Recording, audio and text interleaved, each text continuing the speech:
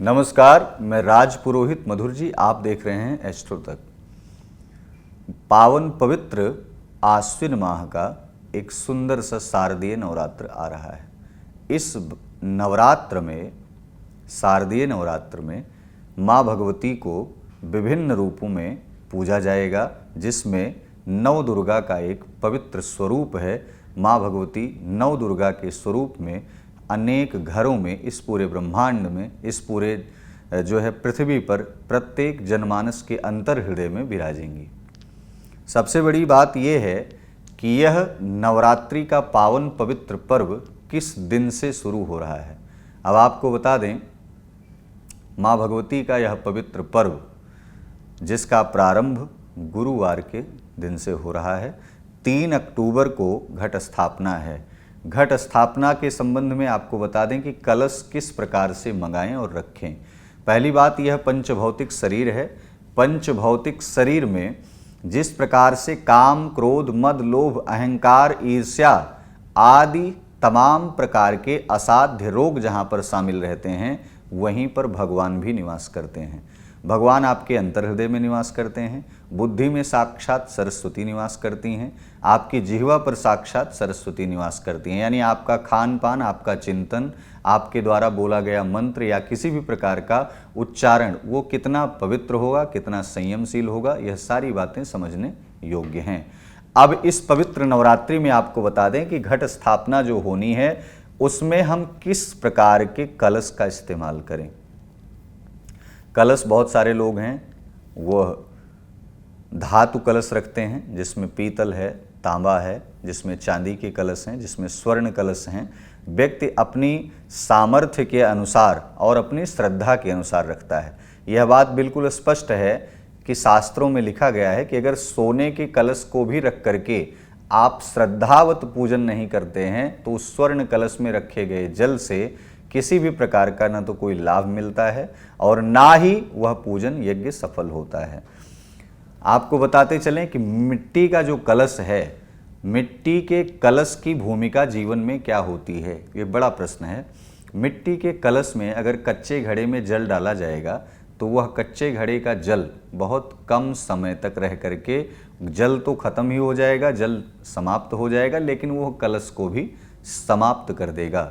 लेकिन जब आप पके हुए घड़े में उसी जल को डालते हैं, तो बहुत लंबवत अर्थात लंबे समय तक वह जल स्थिर होता है, रुका रहता है, और उस कलश को किसी भी प्रकार से कोई क्षति नहीं पहुंचती है।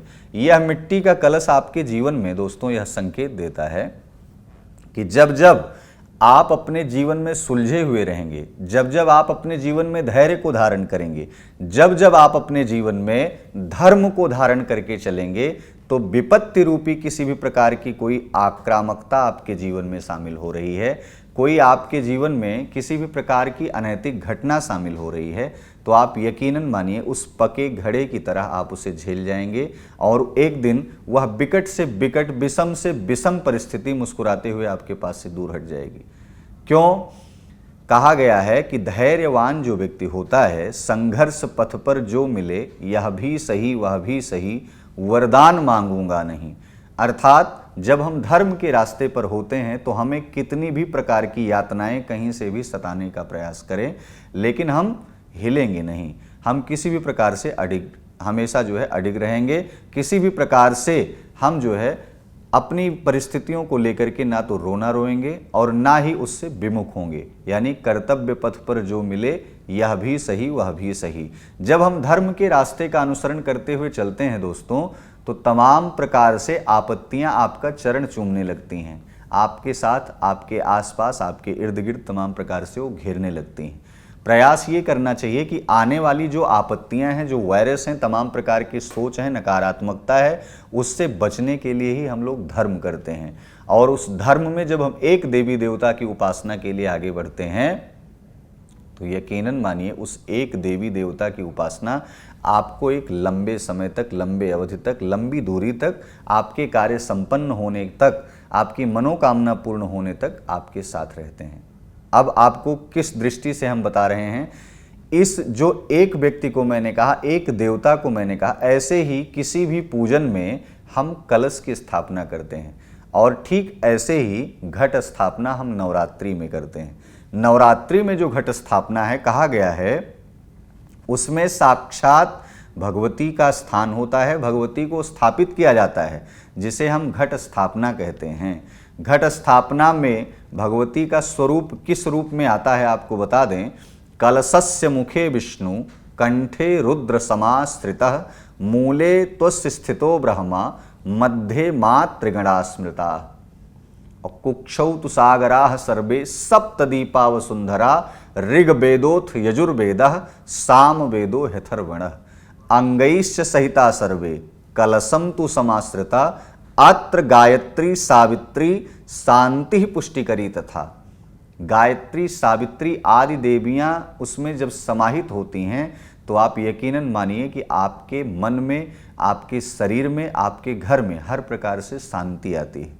लेकिन और आपको बता दें, एक श्लोक आता है, कलश में जब जल का हम प्रवेश करते हैं तो उसमें कितने नदियों का, तीर्थों का जल हम स्मरण करके डालते हैं। बेशक आप गंगा जल का ही प्रयोग कर रहे हैं, लेकिन साधारण जल को हम किस प्रकार मंत्रमय बना दें, उस जल को कैसे हम समझें कि ये तमाम पवित्र नदियों का जल है। गंगे च यमुने चैव गोदावरी सरस्वती, नर्मदे सिंधु कावेरी, जलेस्मिन सन्निधिम कुरु। अर्थात इस कलश में, कलश स्थापन के समय जो जल डाला जा रहा है, इतनी पवित्र नदियों से संग्रह किया हुआ जो जल है, मैं इसे मानते हुए, इनको प्रणाम करते हुए इस जल को कलश में स्थापित कर रहा हूँ।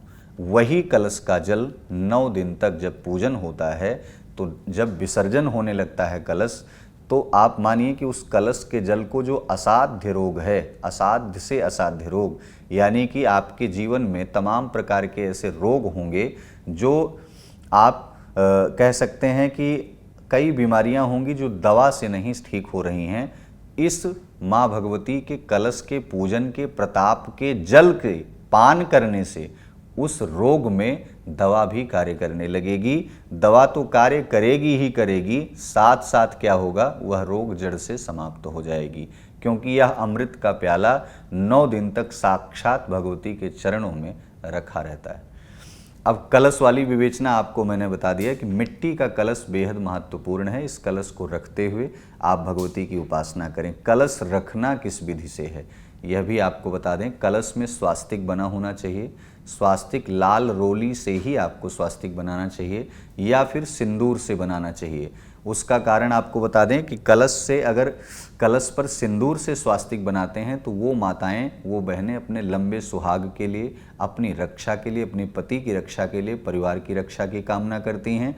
और जब जब हम लाल रोली से स्वास्तिक का निर्माण करते हैं, तब तब माँ हो, बहन हो, पत्नी हो, वह अपने भाई के जीवन में, पत्नी अपने पति के जीवन में, माँ अपने पुत्र के जीवन में सदैव विजय की कामना करती है। इसलिए लाल रोली से आप स्वास्तिक का निर्माण अवश्य करें। गाय के गोबर से गोठने की भी परंपरा है कलश में। ऐसी तमाम प्रकार की लौकिक परंपराएं हैं जिससे कलश को जितना सुंदर बना सकें उतना सुंदर सजाएं हम। अब आपको यह जो कलश स्थापना के बारे में हम बता रहे हैं, इसका पवित्र मुहूर्त भी आपसे हम बता दें। इस कलश स्थापना का जो पवित्र मुहूर्त है वह 3 अक्टूबर को 6 बज करके प्रातः काल में 6:15 से 7:35 तक है। इस पवित्र मुहूर्त में 6:15 से 7:35 पर अगर आप कलश स्थापन नहीं कर पाए हैं किसी कारणवश, तो आप दूसरा भी मुहूर्त इस्तेमाल कर सकते हैं। दूसरा मुहूर्त कितने बजे से है? दूसरा मुहूर्त है 11:46 से लेकर के 12:35 तक है। अर्थात ये दोपहर वाले मुहूर्त में भी आप कलश स्थापना कर सकते हैं। अब रही बात, जैसे इस मुहूर्त में आपको पंडित जी उपलब्ध नहीं हो पा रहे हैं, कोई आचार्य जी नहीं आ पाए, तो क्या हम इस 2 मुहूर्त के अलावा कलश स्थापना कर सकते हैं या नहीं कर सकते? जो सबसे बड़ा प्रश्न है लोगों का यह है। आपको बता दें कि 3 अक्टूबर को घट स्थापना जब रहेगी तो प्रतिपदा तिथि 3 अक्टूबर की रात्रि में, यानी 3 अक्टूबर जब लग रहा है तभी 12:18 से लेकर के 3 अक्टूबर को 12:18 से लेकर के 4 अक्टूबर की मध्य रात्रि में 2:58 तक प्रतिपदा तिथि है। प्रतिपदा तिथि में ही कलश स्थापना करनी है। रही बात कि यह जो 2 मुहूर्त निकाला गया है, ये अपने आप में सर्वार्थ सिद्ध योग के मुहूर्त हैं, अभिजित मुहूर्त हैं। अर्थात जब हम किसी विशिष्ट मनोकामना की तरफ बढ़ते हैं, बहुत लंबी मनोकामना की तरफ बढ़ते हैं, तब हम ऐसे मुहूर्त में, पवित्र मुहूर्तों में ही कलश स्थापना करते हैं।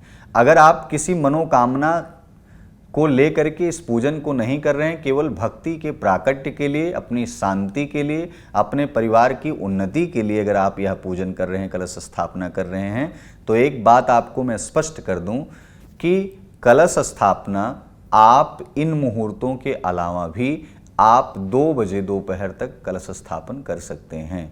2 बजे दोपहर तक कलश स्थापन इसलिए कर सकते हैं कि चौथे चरण में आप कलश स्थापना ना करें। 2 बजे तक अपनी संपूर्ण पूजा, यज्ञ, अनुष्ठान, कलश स्थापना आदि करिए, जो कि पवित्र मुहूर्त है।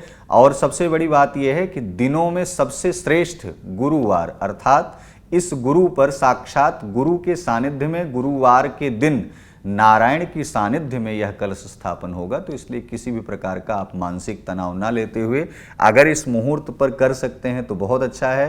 किसी कारणवश अगर आप इस मुहूर्त को नहीं फॉलो कर पाते तो 2 बजे के पहले पहले आप कलश स्थापना कर सकते हैं। कलश स्थापना की बहुत बड़ी विधि है, बहुत तमाम विधियां हैं, लेकिन कलश स्थापन का जो विशेष मुहूर्त था वो मैंने आपको इस वीडियो में बताया।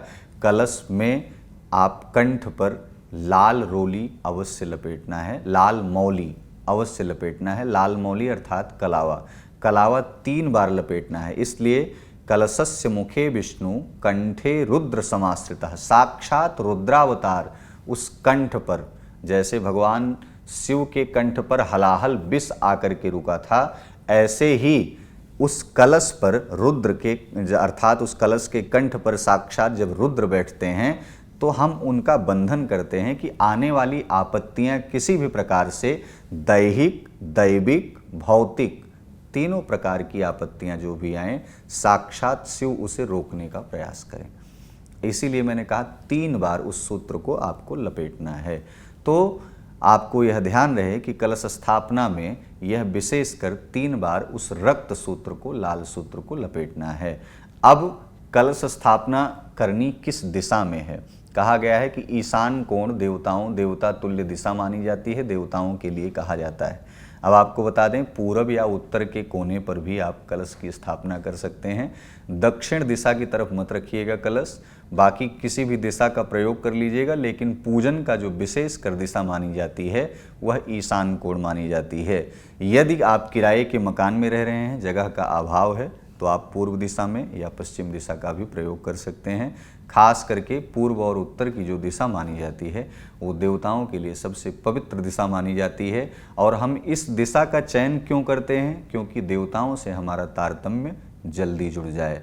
जब हम जिस दिशा में देवताओं का वास होता है, अगर उसी दिशा की तरफ आगे बढ़ कर के कार्य करते हैं तो वास्तव में देवताओं की जो शक्तियाँ हैं वो हमारे साथ डायरेक्टली कनेक्ट होने लगती हैं। यह कलश स्थापना का मुहूर्त, यह कलश स्थापना की विधि आपके लिए लाभप्रद हो। अब आपको कलश स्थापना के बारे में तो मैंने बता दिया, उसका पूजन करने के लिए आप विशेषकर जो सामग्री आपके पास उपलब्ध हो उसका प्रयोग करें। खासकर इस वीडियो का जो महत्व था, किस प्रकार से कलश को रखें, मिट्टी का कलश हो या पीतल का कलश हो या किसी भी धातु का कलश हो, तो आपको मैंने स्पष्ट कर दिया कि मिट्टी का कलश रखना है। मुहूर्त के बारे में भी स्पष्ट कर दिया। कलश में क्या डालना है ये भी आपको बता दिया मैंने कि 5 पल्लो उसमें आप रख सकते हैं कलश पर। ऊपर अन्नपूर्णा का वास होता है, साक्षात चावल को आप रख सकते हैं या फिर गेहूं को भी रखा जा सकता है।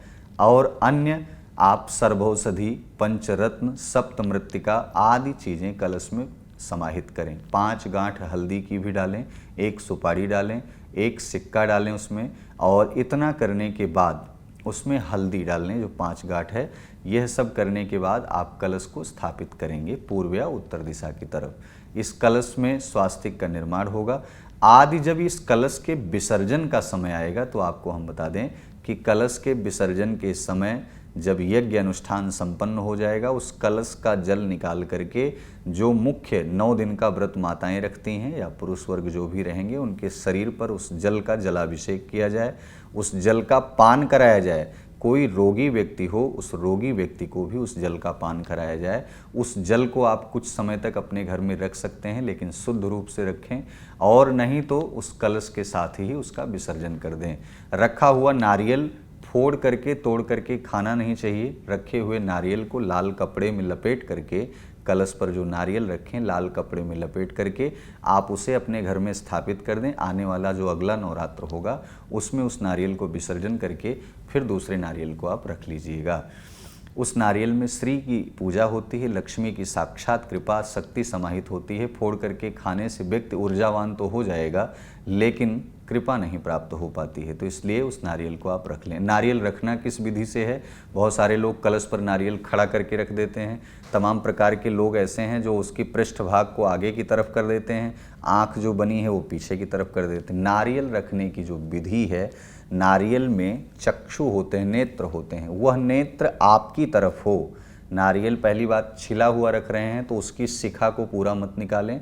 अगर नहीं छिला हुआ रख रहे हैं तो बहुत अच्छी बात है। जिस तरफ नारियल के नेत्र हों वह नेत्र अपनी तरफ की इस नारियल की उपासना, इस श्रीफल की उपासना जो मैं कर रहा हूँ, इससे जो कृपा प्राप्त हो रही है मेरे नेत्र से और इन दोनों नेत्रों का जो मिलन हो रहा है, आपस में तारतम्य जुड़ने से साक्षात लक्ष्मी की कृपा और अंतर हृदय में बैठा हुआ नारायण यह अपने आप में ऊर्जावान महसूस करता है। और वही नारियल जो उठा करके आप अपने पूजा घर में 6 माह तक आने वाले दूसरे नवरात्र तक रखते हैं तो यकीनन मानिए कि आपके घर में धन संपदा आदि की कमी नहीं होती है। तो यह कलश स्थापना का आपको एक छोटा सा विकल्प बताया इस वीडियो में। आप अन्य प्रश्नों को भी आप कर सकते हैं कमेंट बॉक्स में। ऐसे ही वीडियो को देखने के लिए, जानने के लिए, सुनने के लिए आप हमारे साथ एस्ट्रो तक में बने रहें। नमस्कार। एस्ट्रो तक ऐप पर आपको मिलेगा भविष्य से जुड़े हर सवाल का जवाब। डाउनलोड कीजिए एस्ट्रो तक ऐप और चुटकी में जुड़िए इंडिया के बेस्ट एस्ट्रोलॉजर से।